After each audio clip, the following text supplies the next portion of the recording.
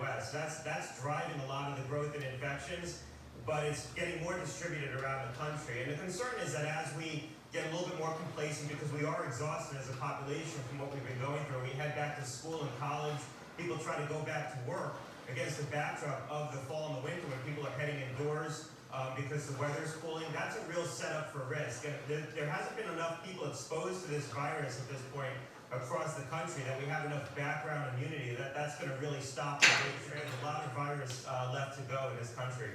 President It's Trump one of the companies that has the vaccine in advanced development, so I have some insight into this from that, although everything I know is in the public domain at this point. I think that it's possible that you'll have enough doses available by April, May, but I do not believe that a vaccine will be licensed for general use by the population until, in an optimistic scenario, really the second quarter, probably the end of the second quarter of 2021, and perhaps a little later than that. I mean, the reality is that as we come out of the winter and head into the spring, hopefully this virus will start to dissipate in the summer. So what you really want is a vaccine available for mass inoculation before you head into the fall of 2021.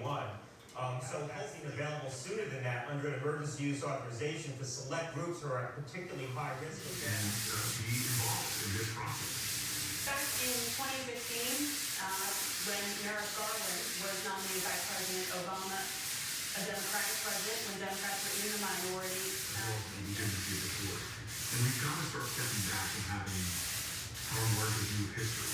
It's not just the hotly contested issues of civil rights and women's rights and LGBTQ rights, all that's really in the balance here, but also the longer term, the Federalist Society and the Heritage Foundation, that really broke with tradition. I think the president needs to evaluate it when he is the president and make his decision.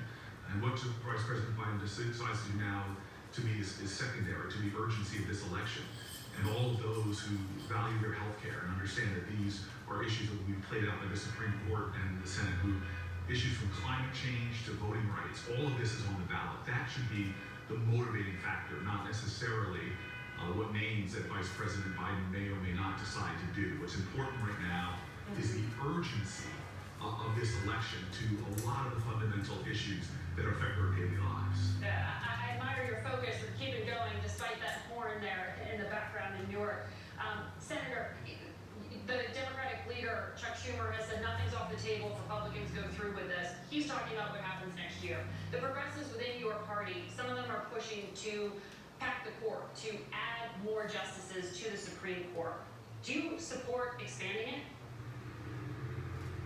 Look, there's a double presumption in there that I just do not want people to lose focus on.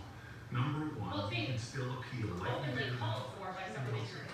Raging wildfires in California, Oregon, and Washington. At this hour, at least 35 people have died. Officials describe conditions as, quote, apocalyptic. As if the fatal massive wildfires weren't enough to contend with. Well, now Clackamas County Sheriff's deputy has been placed on leave after a video went viral of him falsely claiming that anti-fascists started fires in Oregon. Antifa mode.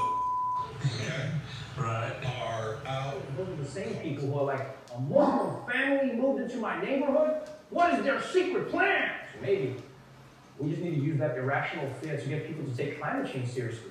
Yeah, instead of naming them Hurricane Sally or Hurricane Diane. We want to work with you to really recognize the changing climate and what it means to our forests and actually work together. Magically disappear. Which probably means 6 months from now, Bob Woodward is going to release a tape where Trump is going to be doing a detailed at a stratospheric level. So hold on, Fox News. There's no Trump was like, challenge accepted. Now, if you think that the president was at war, I think you broke a lot of news this morning. Thank you very much for starting your day with Fox and Friends. Thank you. okay, it's been great. We'll do it.